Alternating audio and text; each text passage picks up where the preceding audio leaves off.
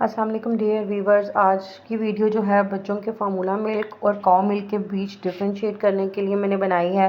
Mostly لوگوں کا جو ایجوکیٹڈ ہے ان کا کہنا ہے کہ فارمولا ملک ایک ہیلتھ فل انگریڈینٹ ہے یا ایک ہیلتھ فل سپلیمنٹ ہے بچوں کے لیے جو مدر فیڈ نہیں لے پاتے، لیکن اس کے پیچھے بھی بہت سارے ریزن ہیں۔ جو کچھ لوگ پرانے ہیں اور ایجڈ لوگ ہیں ان کا کہنا ہے کہ کاؤ ملک زیادہ بیٹر ہے، پہلے زمانوں میں کاؤ ملک کی ضرورت نہیں تھی۔ آج اسی ویڈیو میں آپ لوگوں کے ساتھ شیئر کروں گی کاؤ ملک اور فارمولا ملک میں کیا ڈفرینس ہے۔ کاؤ ملک میں وہ سارے وٹامنس آئرنز نہیں اویلیبل ہوتے جو فارمولا ملک میں اویلیبل ہوتے ہیں۔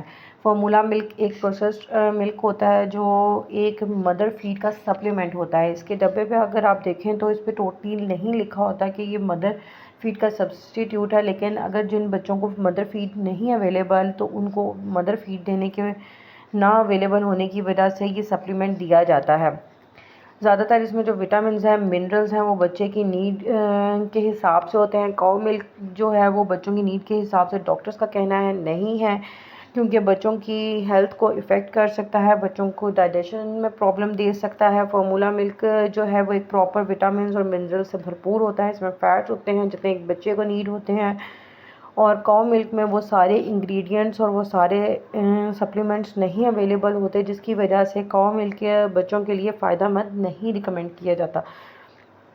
اور موسٹلی ہیلتھ ڈاکٹر ایکسپرٹس جو ہیں وہ ہمیشہ ڈاکٹرز جو ہیں وہ آپ کو چند ایک فارمولا ملک بتا دیں گے، جیسے فارمولا ملکس میں BF1 ہے، لیکٹوجن ہے، اور پھر اس کے بعد NAN1 ہے، میجی ہے، بہت سارے ڈفرینٹ برانڈز ہیں، اور یہ سارے برانڈز تقریباً ایک ہی لیول پر بچوں کے لیے دودھ بنا رہے ہیں۔ ان کے وٹامنز میں تھوڑا اوپر نیچے ہو سکتا ہے مائنر سا، لیکن ان کے سارے وٹامنز اور انگریڈینٹس تقریباً سیم ہیں۔ اور 12 سے 10 ماہ پیدائش سے لے کے 12 ماہ کے بچوں کو یہ اسی لیے ریکمینڈ نہیں کیا جاتا کہ کاؤ ملک کاؤ کے بچے کے لیے تو فائدہ مند سمجھا جاتا ہے، لیکن جو نارمل ہیومن بیبیز ہیں ان کے لیے نہیں فائدہ مند سمجھا جاتا، کیونکہ اس میں وہ وٹامنز اویلیبل نہیں ہے۔ اس میں آئرن کی زیادتی ہوتی ہے، جو بچوں کو آئرن کی کمی کا شکار ہوتے ہیں ان کو آئرن تو مل جاتا ہے، لیکن باقی وٹامنز اس میں پورے نہ ہونے کی وجہ سے اور فیٹ نہ ہونے کی وجہ سے بچوں کو پرابلم فیس کرنی پڑتی ہے۔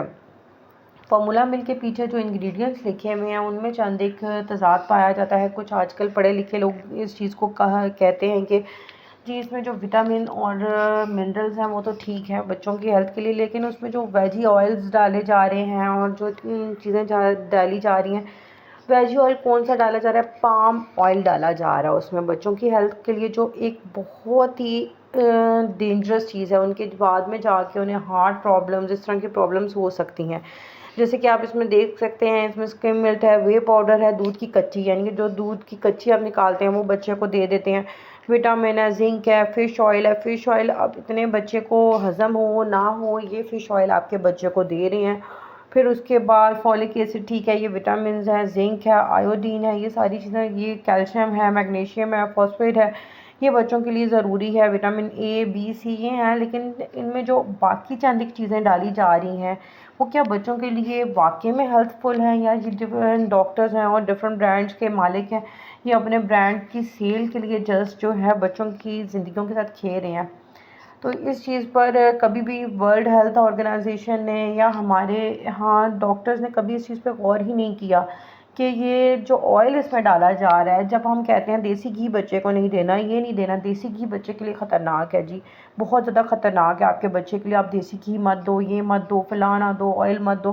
لیکن جب آپ اس فارمولا ملک کے اندر جب آئل ڈال کے بچے کو دے رہے ہیں تو کیا وہ بچے کے لیے خطرناک نہیں ہے؟ اور جو آپ کاؤ ملک لے رہے ہیں اس میں وٹامنز اور منرلز ڈال کے آپ ایڈ کر رہے ہیں، وہ کاؤ سے ہی تو لے رہے ہیں، پھر آپ دودھ میں اسکم ملک بنا رہے ہیں۔ تو اس چیز کی مجھے نہیں سمجھ آتی کہ کیوں اس طرح کرتے ہیں ڈاکٹرز۔